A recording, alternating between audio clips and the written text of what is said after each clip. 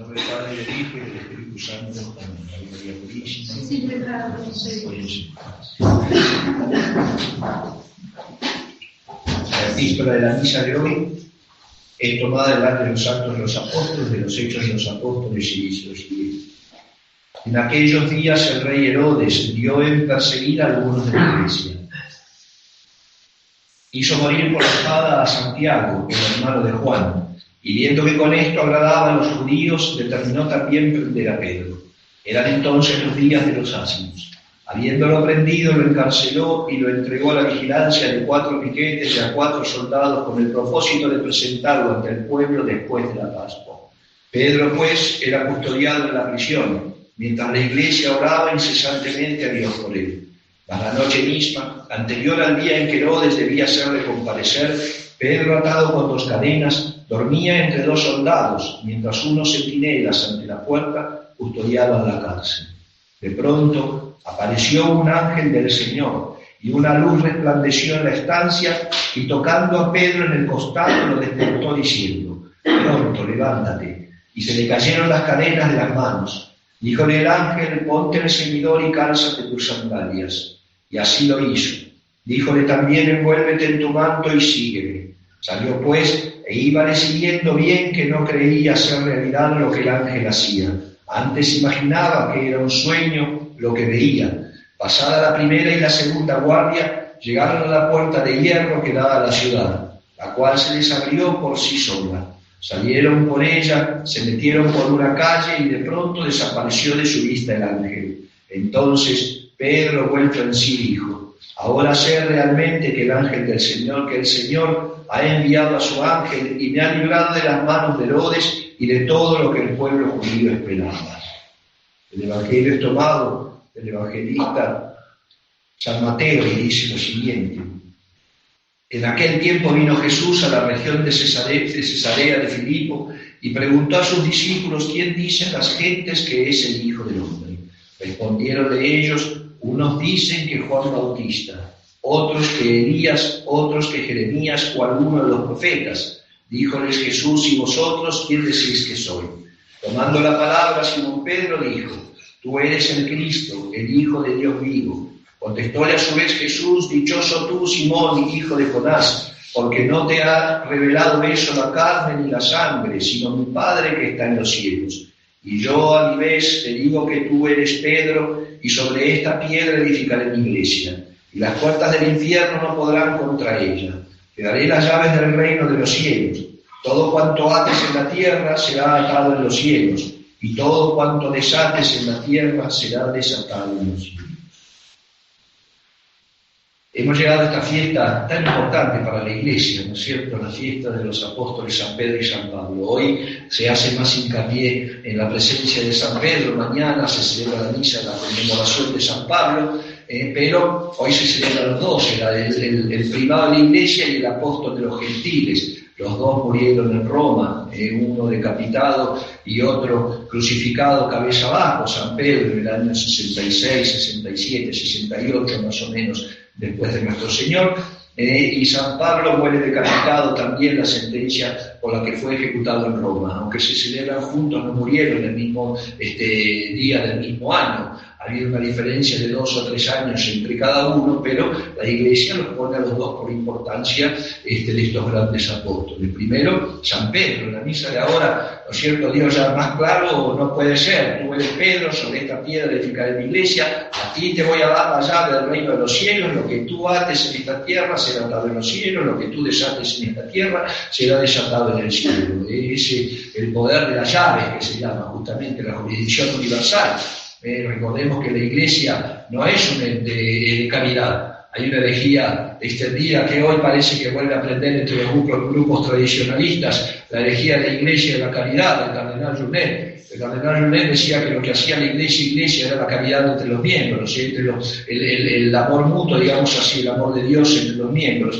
Han condenado realmente esta teoría. ¿Por qué? Porque la Iglesia no es un ente de caridad, la Iglesia es un ente jurídico. Tiene que haber un nexo que una a todos. Si bien santificado por la gracia y la presencia del Espíritu Santo, por supuesto, pero tiene que tener un nexo jurídico, de la manera que haya un poder visible, porque la Iglesia es un ente visible, no es invisible.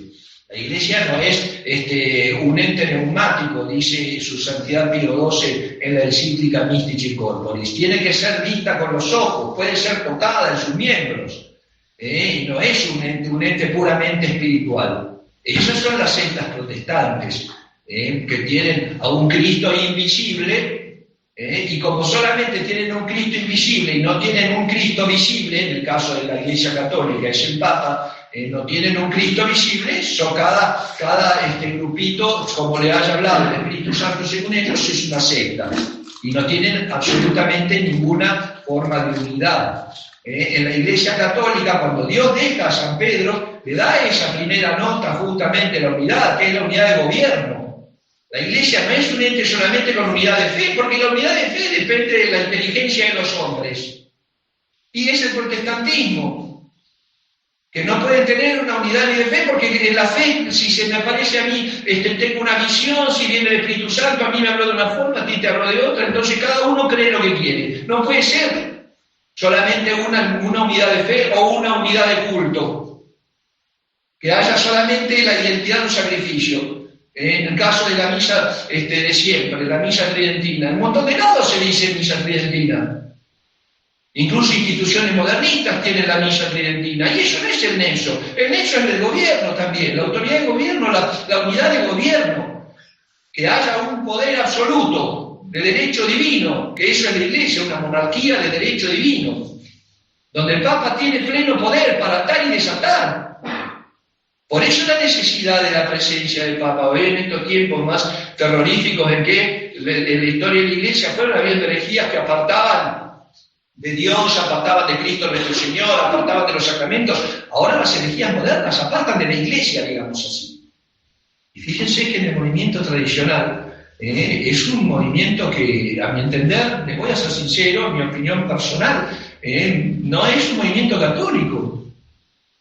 No son católicos. ¿Por qué? Porque no les importa el error que tienen hoy, es un error eclesial, eclesiológico. Es inventar una iglesia nueva donde vamos a subsistir durante siglos sin la presencia visible de Cristo en la tierra, que es el Papa.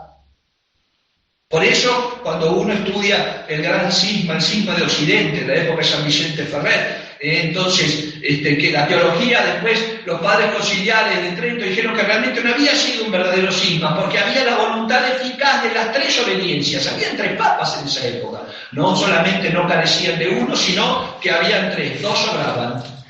Uno tenía que ser verdadero y dos estaban de más. Bueno, pero esas tres obediencias, hasta saber quién era el verdadero Papa, se reunían, se excomulgaban entre ellos, se levantaban excomulgaciones, hacían alianzas, tenían discusiones los teólogos. De hecho, San Vicente Ferrer estaba con Pedro de Luna, que fue uno de los antipapas, uno de los usurpadores. Y él creía que era el Papa verdadero, pero cuando el Concilio de Constanza le dice, no, por la unidad de la Iglesia, porque ya no podemos seguir así. La cristiandad de la Europa, los reinos cristianos están completamente divididos, hay que buscar una unidad. Yo te dejo para ir a buscar esa unidad. Y fueron al Concilio de Constanza, del cual sale el Papa Martín V. Me explico, pero la necesidad era esa. ¿Por qué no hubo un cisma verdadero? Porque no había voluntad de división, había voluntad de unidad. Y la voluntad de unidad no era entre ellos nada más, era entre la unidad de cabeza. Ahora piensan que en los grupitos tradicionales, porque me llevo bien con me llevo bien con aquello, ahora nosotros tres somos católicos, los demás no. Después me peleo entre nosotros, nos peleamos. Entonces no, vamos a buscar la unidad con otra, ahora sí somos católicos con vos hasta que nos peleemos. Esa es la Iglesia de la Caridad, para hacerla, ponerla más ejemplificada en el movimiento tradicional de hoy. En el sedevacantismo moderno, ni hablar de Fraternidad San Pío X, porque esos son modernistas, ellos están en una institución modernista, desobedeciendo y haciendo lo que se les da la gana. Más culpables son. Pero desobedeciendo a los que ellos reconocen como autoridad legítima. Eso es como decía el padre Noel Barbará hace muchos años en Francia, eso es un poco de subversión, subversivos, es decir, subvertir el orden. Por eso él decía que cada priorato de la Fraternidad San Pío X era un centro de subversión. Enseñaban la desobediencia como un derecho, la desobediencia a la autoridad legítima como un derecho y una obligación. Que es verdad, yo que pertenecía a la Fraternidad San Pío X, es cierto. La última palabra, aunque Roma, y todos los días se rezaba para que Dios haga feliz al Papa y le dé larga vida, etc., la última palabra la tenía el superior general de la congregación. ¿Entienden? Entonces se enseñaba a desobedecer como sistema a una autoridad reconocida como legítima. Una sedición. Eso es una sedición. Ahora, el movimiento sedevacantista. Hay 300 grupos diferentes, o más, digamos así, en un número general. 2 aquí, 1 allá. Hay una congregación que tiene más obispos que sacerdotes. ¿De qué se trata? Después los otros que hoy están juntos con uno, juntos con el otro, y todos entre ellos se gritan de hereje, ¿no? Y todos administran sacramentos, todos dicen misa, todos matizan, todos, sin importarle la necesidad del Papa. No les interesa, más, no les conviene. No les conviene, por más que lo pidan, no les conviene porque un Papa hoy por hoy nos pone en carril a todos. Quien sea, salga de un concilio hecho por el católico que quede, salga de un cónclave, que lo venimos predicando hace muchos años, de donde sea, pero no va a salir de una solución mística porque no es la definición teológica. Hay un sacerdote que ahora está en Estados Unidos, no, va a venir el novio Elías a instituir el papado de nuevo. Otro no, va a resucitar San Pedro y así, sacerdotes que hoy dicen, claro, que la sede está vacante, y mientras tanto hacen lo que se les pega la gana. Yo siempre digo en esta confusión moderna, pobres fieles, pobres ustedes, porque están en cierta forma librados al capricho de seres humanos que no son infalibles. Por eso, hijos míos, tenemos que rezar siempre y tenemos que tener la voluntad eficaz de buscar una unidad en el Papa, no una unidad en una caridad, en un grupito de que me llevo bien. Porque realmente lo vemos y eso es una evidencia. Todo el mundo dice mal de todo el mundo. ¿Por qué? Porque no hay Papa. Y el problema de ese movimiento tradicionalista, que no es católico, ni el sedevacantismo moderno es católico. Había uno que saca un video muy resonante, rimbombante, para ser católico tengo que ser sedevacantista. No, para ser católico tenés que ser católico. Si estás viendo que la sede de Pedro está vacante por la herejía de su cabeza, tenés que decir, bueno, tenemos que buscar otro papa. Fíjense lo que hizo el modernismo cuando cuando muere Bergoglio. Enseguida, presto, no más pronto.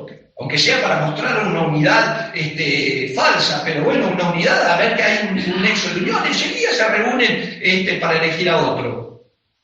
Muerto el rey, que viva el rey. Pues el movimiento tradicionalista que no quiere tener, porque la iglesia suple, dicen. ¿De dónde administran sacramentos? Los sacramentos que necesitan jurisdicción ordinaria, jurisdicción dada. ¿De dónde la sacan? ¿De dónde sacan el poder para absolver, por ejemplo? Por eso los extremos de estas posiciones dicen que sacerdote, hoy por hoy, es un laico con poderes sacerdotales, que no puede predicar, no tiene que rezar breviario, no puede confesar porque no tiene permiso de nadie para confesar. Pues hay sacerdotes realmente que no tienen la intención, ni les interesa, ni quieren someterse. Lo mismo que los obispos, Esos no suelen. Usan, dicen, bueno, la jurisdicción supletoria, la iglesia suple. La iglesia, como no hay papa, la iglesia suple. Pero hay que preguntarle qué es la iglesia. La iglesia es la comunidad de fieles con la misma doctrina, gobernados por una cabeza que es el papa. Hay un sacerdote español, el padre Guipúzcoa, que tiene un breviario apologético muy interesante, y que él dice realmente que se equivocan y en gran manera y están fuera de la verdadera doctrina aquellos que piensan que la iglesia es un conjunto de grupitos más o menos coordinados y que están unidos por un buen trato, dice. Por un buen trato. Y su santidad León XIII, en la encíclica en Santis Coniutum, él dice en una parte, Jesucristo ni siquiera se le pasó por la cabeza cabeza cuando instituyó la Iglesia, instituir una, vaya la redundancia, hacer una institución de grupos separados, semejantes, que tengan semejantes doctrinas, pero que estén separados. Dice, ni siquiera se le pasó por la cabeza, porque eso es el protestantismo, es la herejía de Lutero. La Iglesia suple cuando tiene la intención, cuando uno sigue siendo católico. Cuando yo invento una iglesia sin la necesidad del Papa, la necesidad real del Papa. Una vez cuando estaba en Francia me tocó hablar con un sacerdote italiano que me decía, ¿sabe qué, monseñor? Sí, todos los sacerdotes queremos un Papa y hablamos del Papa, pero la verdad me dice, a ninguno nos conviene. Dios es testigo, no estoy ni exagerando ni mintiendo. El sacerdote a ninguno nos conviene. Yo tengo mi casa, tengo mi auto, voy aquí, voy allá, voy a la otra capilla, voy a esto, voy a lo otro. Imagínense tener un Papa. Esa es la mentalidad en general. Cuando no tienen una mentalidad de viejos católicos. El Papa se equivoca, entonces no es Papa y no necesitamos a otro. Es terrible el mundo en que vivimos y la situación de la Iglesia. Viendo cómo está, justamente lo que hizo el demonio, el golpe maestro de Satanás en el Concilio Vaticano fue quitar esa gracia, sacar el sacerdocio, sacar el episcopado, sacar la misa, que era el gran odio de Lutero. Lutero odiaba profundamente a la Santa Misa. Sacar la Santa Misa, destruirla, por eso había veedores protestantes en el concilio, para ver cómo hacíamos para juntarnos con los monjes de las abadías francesas, los benedictinos. A ver cómo hacemos para cambiar la liturgia y asemejarla a la liturgia protestante. Y después cuando no, a mí me tocó ver en un misal cuando estaba una vez en Estados Unidos en la capilla de un sacerdote de los que dicen que el Papa es material pero no es formal, que en el canon de la misa, cuando no hay Papa, en el unacum famoso, unacum que la Iglesia es unacon, y se tiene que poner el nombre del Papa, como no saben qué decir, porque dicen que el Papa es materialmente Papa y formalmente no lo es, tenía un papelito pegado, yo lo vi, un papelito pegado que decía una sede apostólica, con una silla. ¿Qué es la sede apostólica? Hasta eso van tergiversando la liturgia. Es más, la liturgia lo pone. Si hay Papa, se dice el nombre del Papa, y si no hay Papa, no se dice el nombre del Papa. No tiene inventos. O hay Papa y la sede está ocupada, o no hay Papa, la sede está vacante hasta ser ocupada. Sí, pero la mente de la Iglesia, la epiqueia usan, dicen los sacerdotes. La epiqueia es una virtud que me hace interpretar la mente del legislador, de quien tiene autoridad, cuando no está presente. Tengo que decidir una cosa importante, pero no puedo preguntar, ¿me da permiso, no me da permiso al superior? Entonces, bueno, ¿qué diría él? ¿Qué diría el superior en este caso si yo le pregunto? No, seguro que me decía que entonces voy a hablar en consecuencia. Esa es la epiqueia. Es lo que aplican. Bueno, no hay Papa, entonces voy a hacer esto, voy a hacer lo otro, voy a enseñar, voy a predicar, voy a confesar, voy a lo que quieran. Porque ¿qué me diría el Papa, la Iglesia? ¿Que siga haciendo? No. Ahí está mal aplicada esa virtud. ¿Qué dice la Iglesia y cuál es la mente de la Iglesia y del legislador cuando la sede está vacante? Ocuparla lo antes posible. Es el primer deber, no hay otro. Es el primer deber, no hay otro. Se murió el Papa, tenemos que reunirnos. Es más, en la época, ¿por qué empezó el gran cisma en Occidente? Porque los cardenales en Roma tardaban mucho en elegir al Papa. Y el pueblo se levantó, el pueblo romano, y quiso justamente obligarlos y con violencia a atentar con miedo para que les den el Papa. Y allí empieza la división, digamos así. ¿Entienden? Dense cuenta que este principio no es el que tiene el movimiento sedevacantista. Además, el sedevacantismo no es una posición, como dicen. Yo estoy en una posición. El movimiento sedevacantista es una transición entre la muerte del Papa, o la herejía del Papa, o la locura del Papa, o la renuncia del Papa, las cuatro formas en que se pierde el pontificado. Desde ese caso hasta la elección del próximo. Ese es el período de sede vacante, no la posición de la sede vacante. Esa no es una posición católica. La posición de la Iglesia para la Iglesia es esta: no tenemos Papa, hay que hacerlo para elegir el otro. Y esta mentalidad, hijos míos, no la tiene nadie. Nadie. Y si la tienen, mienten, porque dicen tenemos que trabajar por la unidad. ¿Cuál unidad? Empezar de abajo. ¿Qué hizo el modernismo? Lo que se llaman las comunidades eclesiales de base. Hacen un grupito de fieles, son los que mandan al sacerdote. Hacen un grupito de sacerdotes, mandan al obispo. Un grupo de obispos mandan al papa en la colegialidad. Ese es uno de los principios erróneos del concilio. No, tenemos que hacer primero una diócesis. ¿Cuál diócesis? Si uno no puede instalar una diócesis. Me llevo bien contigo, me va a llevar. No, es así. Tenemos que rezar mucho, porque el problema del mundo es este problema. Porque el universo, el mundo fue creado por Él, con Él y en Él. Es cristocéntrico. Y ahora el mundo no tiene a Cristo visible, y es lo fundamental para que se arregle la humanidad, la presencia del Papa. Porque Dios así lo quiso. Tú eres Pedro, y sobre esta piedra edificaré mi iglesia, y las puertas del infierno no van a prevalecer en contra de ella. Es un dogma de fe, la perpetuidad de los sucesores de San Pedro. Y si hay perpetuos sucesores, tienen que haber perpetuos electores, que es la forma en que Dios puso el orden teológico, es parte del catecismo. Es parte del esqueleto dogmático de la Iglesia. ¿Qué es eso de que va a venir del cielo uno, que va a resucitar San Pedro, que viene, no, y cuando Dios quiera? El hombre tiene que buscar también solución. Santa Teresa de Jesús, cuando en la época de los protestantes, ella decía que tenía su trato habitual con Dios nuestro Señor, gracias al amor que él le tenía y ella a él decía: Señor, ¿por qué no detienes esta herejía protestante, esta herejía luterana? ¿Por qué no la detienes, que tanto desastre está haciendo en el mundo? Y le contesta a nuestro Señor, ella lo escribe en sus obras completas, en sus relaciones, donde está ahí, ella tiene y dice: Teresa, yo quise, pero los hombres no quisieron. Y fíjese el estrago que hizo el protestantismo hasta el día de hoy, el modernismo. Desencadenó en el modernismo.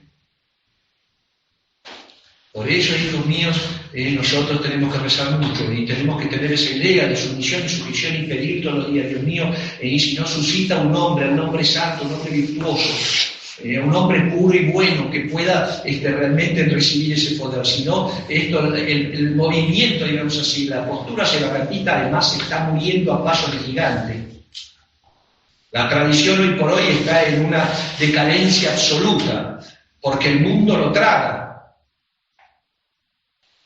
Pidámosle a la Santísima Virgen María en esta fiesta tan hermosa de San Pedro y San Pablo realmente la gracia de que Dios suscite entre los católicos que quede la presencia de este Santo Padre, de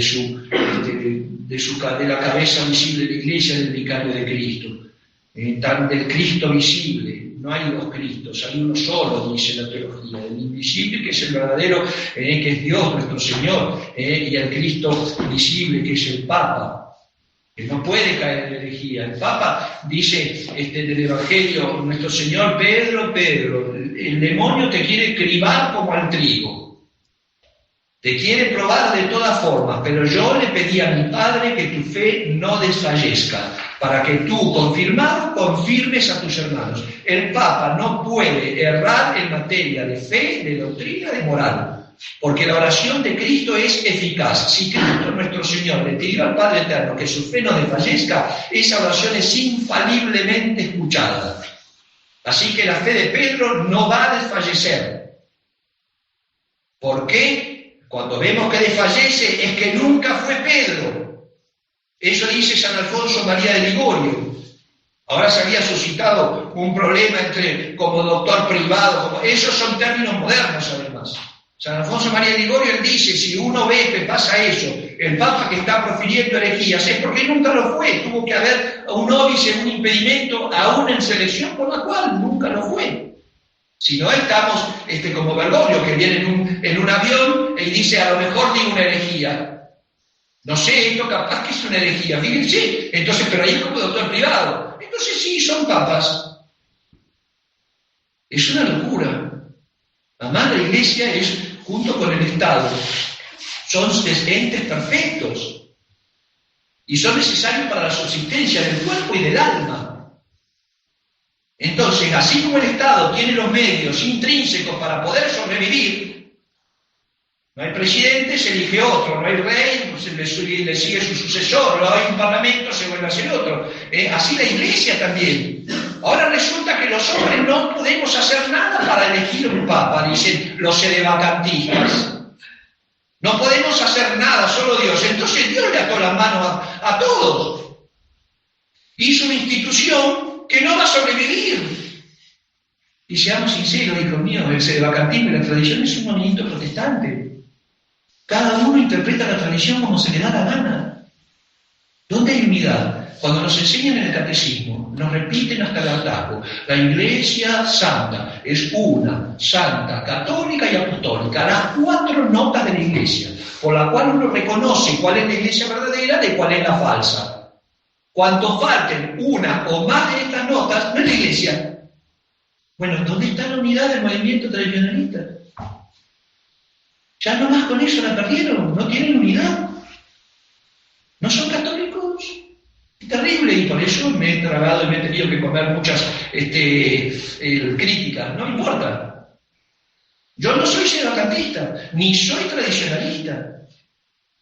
Soy un obispo católico que quiere la elección de un papa, como sea, en un concilio, si quieren nos reunimos a hablar, como hicieron en Constanza, a discutir, a pelear, a hacer lo que sea, pero a sacar una solución.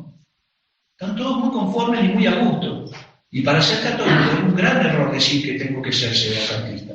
Para ser católico tengo que ser católico. Tengo que hacer todo lo posible en época de ser vacante, en cuanto a mí me toque, para la elección de papa. Pidámosle a la Santísima Virgen María esta gracia inmensa. Hoy el tercer domingo de Pentecostés, que hoy además es el domingo del Buen Pastor. Hoy también es el domingo del Buen Pastor. Hoy Jesucristo sale a buscar a sus ovejas. ¿Ahora dónde está? Explico entonces, hijos míos, pidámosle a Nuestra Señora esa gracia inmensa. Y mientras tanto guardemos la fe con esa intención profunda. Y no escandalizarse. La gente, no se escandaliza porque dice que quiere elegir un papa. Escandalícense porque no lo quieren elegir. Ese es el escándalo. Lo otro es un medio natural. Me escandalizo porque el arbolito lo pongo de semilla y crece. Es lo natural. Escandalízate cuando pongas la semilla y se pudra y no dé fruto ni salga en la planta. Que Nuestra Señora nos dé fortaleza, nos dé amor a Dios, a la Iglesia como es. Y a tener cuidado con los falsos pastores también. Porque predican muchas comunidades, en muchas comodidades. Los obispos gobiernan, los sacerdotes gobiernan y los fieles sufren. ¿Por qué? Porque el obispo gobierna como quiere y como dice que Dios le da a entender, no le da a entender Dios. Porque si Dios le diera a entender, ya tendríamos un papa desde hace mucho tiempo. La sede está vacante desde 1958. Imagínense. Y cada vez peor. Por eso, hijos míos, tengamos el corazón católico, la mente católica y el deseo católico de tener una autoridad y someternos a ellas. Que si es una autoridad venida de Dios, vamos a estar seguros de caminar un camino correcto con Él.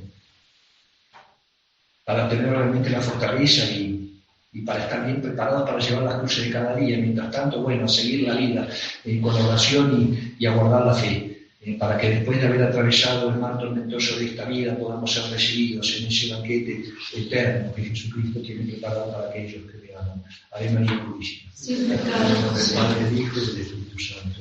Amén.